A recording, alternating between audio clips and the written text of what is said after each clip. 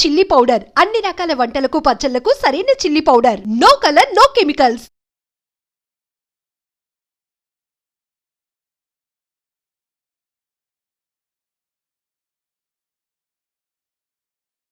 Welcome to I dream. నేను ఉదయశ్రీ.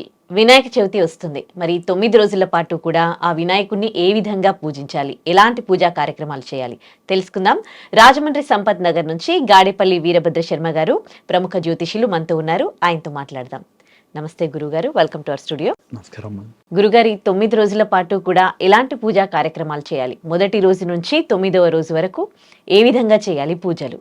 మొట్టమొదట ఒక శిశువు ఒక తల్లి యొక్క గర్భంలో 9 మాసాలు రూపుదిద్దుకుని 9 మాసాలు అయిన తర్వాత ఆ శిశువు బయటికి వచ్చి ఈ లోకంలో అడుగుపెడుతుంది. మనం తల్లికి చాలా రుణం ఉంటాం ఆ యొక్క విషయాంతర్గతంగా. అయితే ఈ 9 రోజులు, ఈ 9 నెలలు, 9 నెలలు తల్లి యొక్క గర్భంలో ఉండి వచ్చింది ఆ శిశువు. ఆ యొక్క కృతజ్ఞతాంతర్గతంగా ఆ 9 రోజులు గణపతిని పూజించడం వల్ల తల్లి రుణం కూడా తీరినట్టు అవుతుందండి.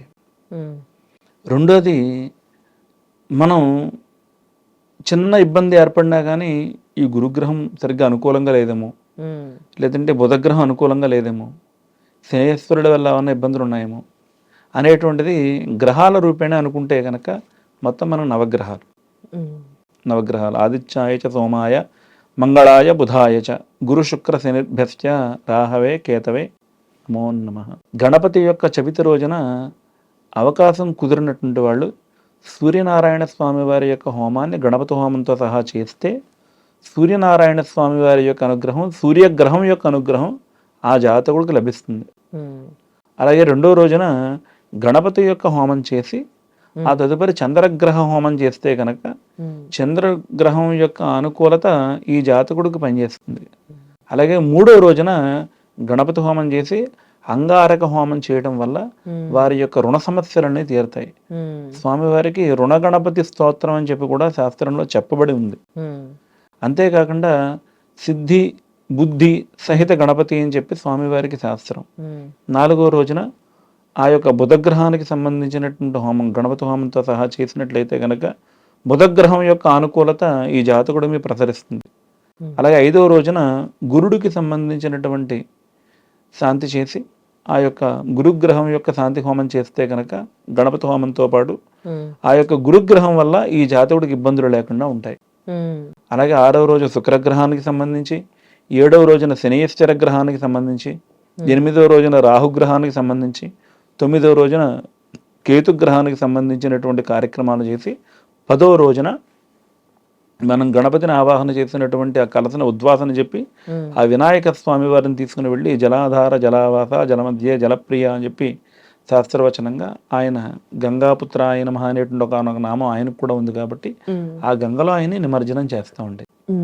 అయితే ఒక్కో రోజు ఒక్కో గ్రహ పూజ అని చెప్తూ ఉన్నారు కదా, మరి ఏం చదవాలి పూజ చేసేటప్పుడు? అంటే ఇవి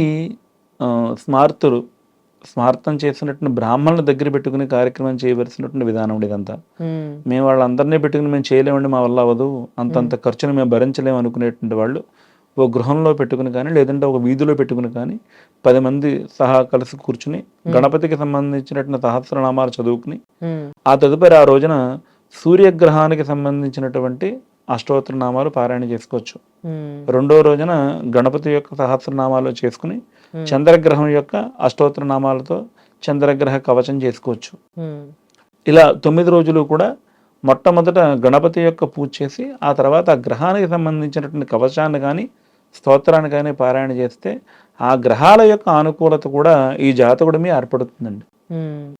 అవకాశం ఉన్నటువంటి వారు కుదిరితే కనుక చక్కగా గణపతి యొక్క పందిరి వేసి గణపతిని చక్కగా ప్రతిరోజు కూడా ఆ యొక్క బాల గణపతి, తరుణ గణపతి, అర్క గణపతి, మహాగణపతి, లక్ష్మీ గణపతి అనేటువంటి పేర్లతో కూడుకున్నటువంటి గణపతిని ప్రతిరోజు చక్కగా ఆ గణపతి యొక్క హోమం చేసి విద్యా గణపతిగా ఆ యొక్క గణపతి హోమం కూడా చేసి విద్యార్థులను కూర్చోబెట్టి చేసి వారికి ఏదో ఉన్నంతలో ఏదో పుస్తకాలు, పెన్నులు కళలు ఇలా ఇచ్చినట్లయితే వారికి కూడా మంచిగా ఉపయుక్తం అవుతాయి. తద్వారా వాళ్ళ జీవితంలో చాలా ఉన్నతులు అవుతారు. బుక్స్ పెడుతూ ఉంటారు కదా చిన్న ఉన్నప్పుడు పిల్లలందరూ కూడా అవునమ్మా. దేవుడి దగ్గర. అవునమ్మా. ఎందుకని వినాయకుడికి దగ్గర బుక్స్ పెట్టి చదవడం అనేది? అదేనమ్మా, ఇప్పుడు గణపతికి సంబంధించినటువంటి తత్వంలో ఓ పక్కన లక్ష్మీదేవి, ఓ పక్కన సరస్వతీదేవి కూడా ఉంటారు ఆయన పక్కన. సిద్ధి బుద్ధి సహిత అని చెప్పనేసి శాస్త్రవచనంగా. అంటే వాడు విద్యలో రాణించాలంటే ముందు ఆ బుద్ధి ఉండాలి. అది ఇచ్చేటువంటిది సరస్వతి అమ్మవారు. వ్యాపారంలో రాణించాలంటే లక్ష్మీదేవి ఇవ్వాలి, ఆ లక్ష్మీదేవి సిద్ధించాలి. అంచేత ఆ పుస్తకాలు అక్కడ పెట్టుకుని ఆ గణపతిని పూజించడం వల్ల వారికి విజయం, ఆ యొక్క విఘ్నాలు ఏవీ లేకుండా విజయం సిద్ధిస్తుంది. అంటే విద్యార్థికి కావాల్సింది ఏముందండి? విద్య కదా. అంటే ఆ వయసులో ఉన్నటువంటి పిల్లలకి, బాలలకి ఏం కావాలి? నేటి బాలలే రేపటి పౌరులు. అంటే ఎలా అవుతున్నారు పౌరులు? వాళ్ళు ఆ యొక్క విద్యా విధానం వల్లే కదా అవుతారు. ఆ విద్యకి విఘ్నాలు ఏం లేకుండా, ఆటంకాలు ఏం లేకుండా రావాలంటే ఆ యొక్క గణపతి యొక్క అనుగ్రహం ఉండాలి. రేపు ఏదో పరీక్షలు ఉన్నాయి, ఇవాళ టైఫాయిడ్ వచ్చేస్తే వాడికి ఆ యొక్క ఇబ్బందులు లేకుండా గణపతి యొక్క అనుగ్రహం లభిస్తుంది. కానీ దాన్ని ఆపుతాడు ఆయన. ఆ పరీక్షలు అయిపోయిన తర్వాత ఇస్తాడు టైఫాయిడ్, మాత్రం ఆపడదారు. సో అంటే మరి విధి రాతుంది కదమ్మా, దాన్ని ఎలా తప్పిస్తారు? సో అప్పటికి ఆపుతారు. రైట్. ధన్యవాదాలు గురుగారు, మాకు వినాయక చవితి పూజా కార్యక్రమాల గురించి తెలియజేసినందుకు. సంతోషం.